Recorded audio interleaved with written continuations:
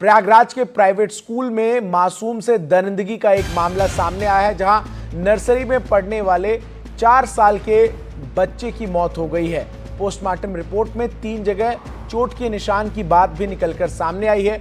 बच्चे की आंख के ऊपर कट का निशान था, वहीं बच्चे की जीभ भी दांत से कटी हुई पाई गई है। बच्चे के साथ यौन उत्पीड़न की भी आशंका जताई जा रही है। परिवार का आरोप है कि टीचरों की पिटाई से ही बच्चे की मौत हुई है।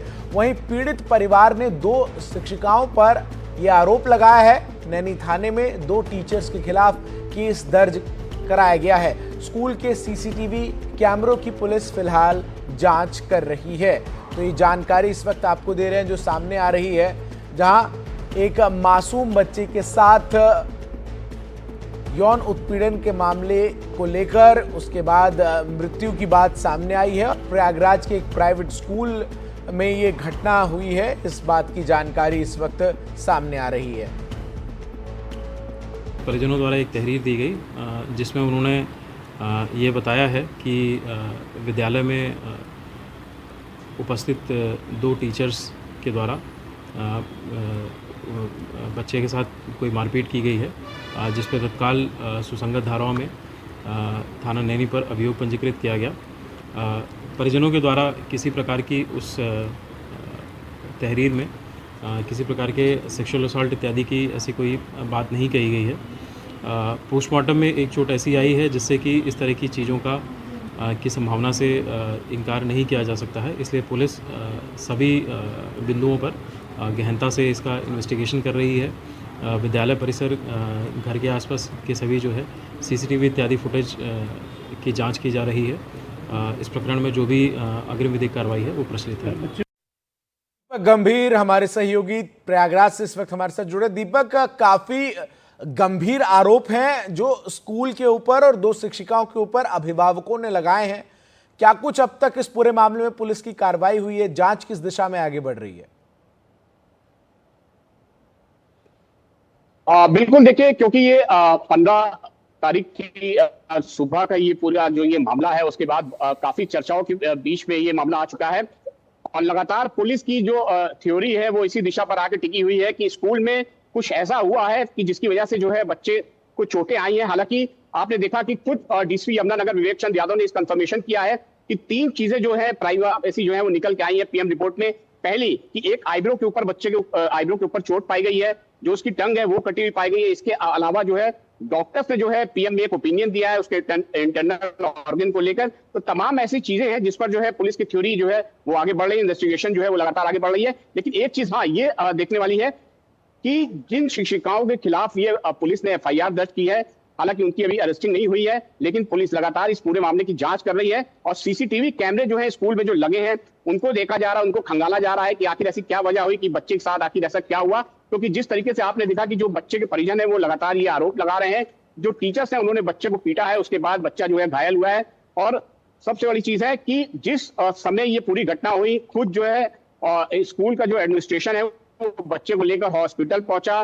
परिजनों को जो है फैमिली मेंबर्स को सूचना दी गई कि आपका बच्चा जो है वो घायल हुआ है। उसके बाद एक के बाद 2 हॉस्पिटल्स में ले जाया गया, जहां पर ब्रॉड डेड जो है डॉक्टर्स ने डिक्लेयर कर दिया बच्चे को। तो जाहिर तौर पर एक ये बड़ा मामला है और इस मामले के बाद लगातार ये तमाम सवाल उठने लगे हैं कि क्या जो बच्चे हैं वो स्कूल में किसी तरीके के सेफ नहीं रह गए हैं। तमाम आपने देखा कि गाइडलाइंस भी हैं और इसको लेकर सरकार हमेशा ये कहती आ रही है कि स्कूल में ऐसे प्रोविजंस होने चाहिए, ऐसी गाइडलाइंस बननी चाहिए कि किसी तरीके के जो है बच्चे को टॉर्चर ना हो पाए।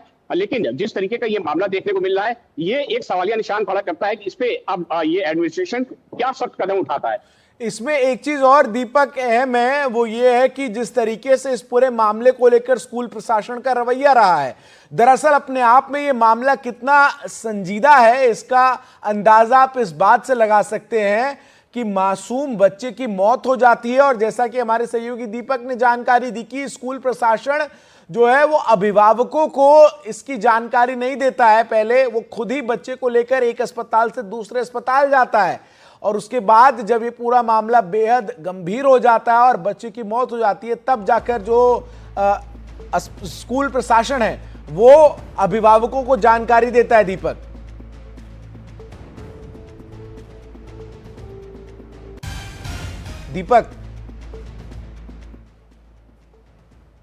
दीपक लगातार हमारे साथ बने हुए। दीपक, आपको मेरी आवाज आ रही हो तो सवाल अपने आप में बहुत गंभीर है कि जो बच्चा है उसको बेरहमी से, जैसा कि अभिभावकों का आरोप है कि पीटा गया, उसके बाद उसकी हालत ऐसी हो गई कि बच्चे को लेकर एक अस्पताल से दूसरे अस्पताल स्कूल प्रशासन के लोग जा रहे थे, तब तक अभिभावकों को क्या सूचना दी गई थी?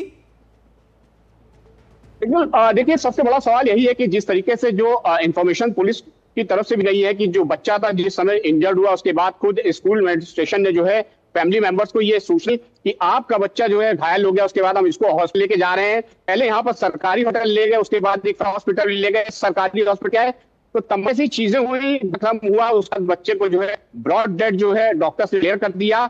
और जब परिजन आपे तो उन्हें सूचना जो है फिर देर बाकी गई। आखिर ऐसी क्या भई कि आनंद समय स्कूल ने सूचना भी जो है मुनासिब नहीं समझा एक जो फैमिली मेंबर उनको, और बच्चों जिस तरीके की जो चोटें की बात चोट लगने की सारी इंजर्ड जो हुआ है वो तमाम ऐसी बातें आई हैं। और पीएम रिपोर्ट में भी हालांकि चोट निशान की चीजें सामने आई है, घर होने जो है इस पूरे मामले 2 टीचर्स के खिलाफ जो है कार्रवाई की बात करने के लिए जो एफआईआर दर्ज कर नैनी थाने में, और पुलिस की जो इन्वेस्टिगेशन है थ्योरी वो लगातार आगे बढ़ रही है। ये तमाम ऐसे सवाल हैं जिनका जवाब स्कूल एडमिनिस्ट्रेशन को भी देना पड़ेगा। हालांकि टीचर्स की अभी अरेस्ट हुई है, तो ये माना जाएगा कि कहीं ना कहीं जो है लगातार पूरे मामले में जुटी हुई है, पूरी इन्वेस्टिगेशन को आगे बढ़ाने में जुटा सीसीटीवी एक ऐसा जरिया है जिससे ये पता जा सकेगा आखिर ऐसी वहां क्या घटनाक्रम है जिसकी वजह से इंजर्ड हुआ है।